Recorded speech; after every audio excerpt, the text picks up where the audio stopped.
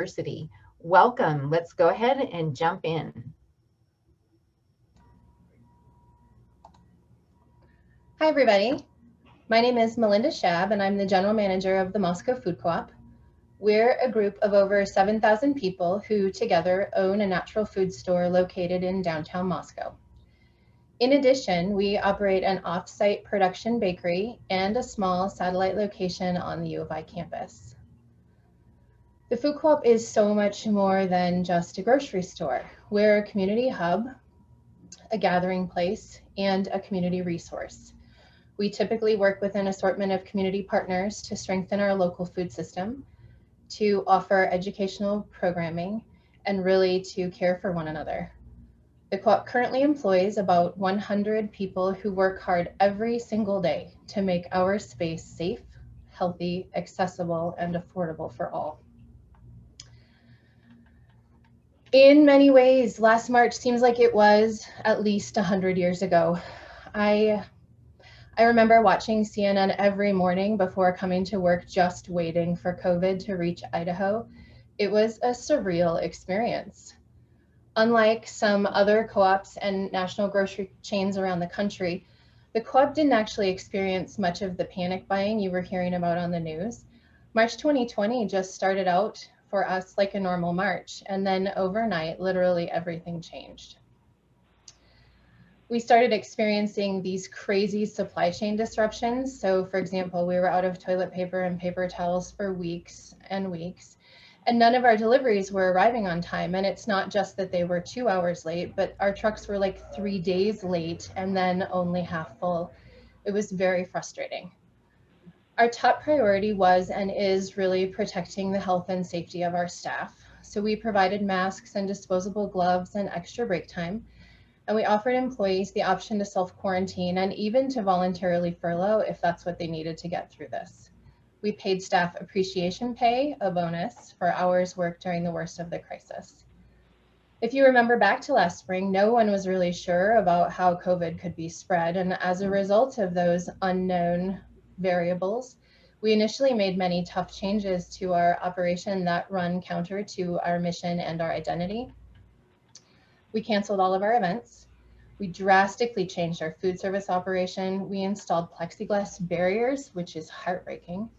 We closed our bulk department to customers, and we asked our customers to leave their reusable mugs and coffee cups and produce bags at home. We also made some changes to keep people safe and to help us better serve our customers. So we required staff to wear masks at work. We asked everyone to follow social distancing guidelines while at the co-op. We provided hand sanitizing stations and disposable gloves around the store, and we sanitized all high-touch surfaces hourly. We successfully launched an online shopping site and curbside pickup program in record time, and we made the tough call to close the campus store until this past August. All of these changes I have outlined happened in the last 2 weeks of March. It was a whirlwind. After that initial rush, though, we successfully pivoted in a different way. We were able to build relationships with new community organizations, people we hadn't necessarily worked with before, in an effort to keep people fed. We leveraged the desire of our customers to do something to help those in need. So we launched our Community Food Drive program, and it's really been a huge success. We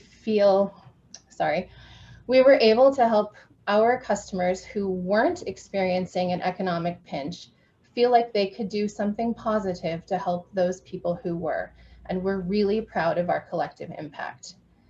Things have definitely stabilized a bit since March, but we are continuing to deal with the impacts of the pandemic, and overall, I would say the last year has been quite a wild ride.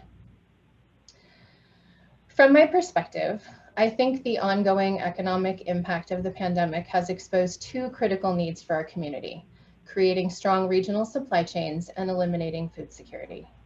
The co-op was injured by our dependence on suppliers outside of our region, and for some food and goods, our hands are tied in terms of sourcing.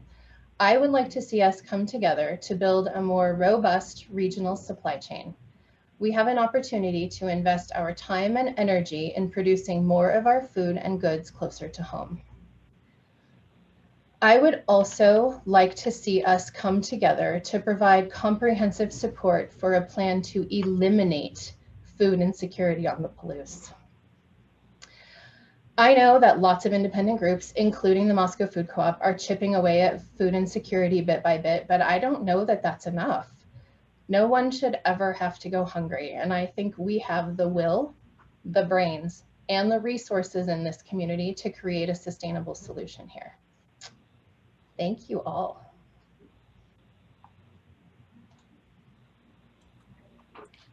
Thanks, Melinda. I'm trying to keep up here. There's a lot of comments about the implementation of your online market, and people are very pleased with that. And yeah, that was nuts. So, and I am too. So thanks for doing that. I do have a question here about the use of reusable bags and containers for the bulk section. Is there any plans to change those policies now that we know more about how COVID transfers? Yes, we just made the decision 2 weeks ago with the input of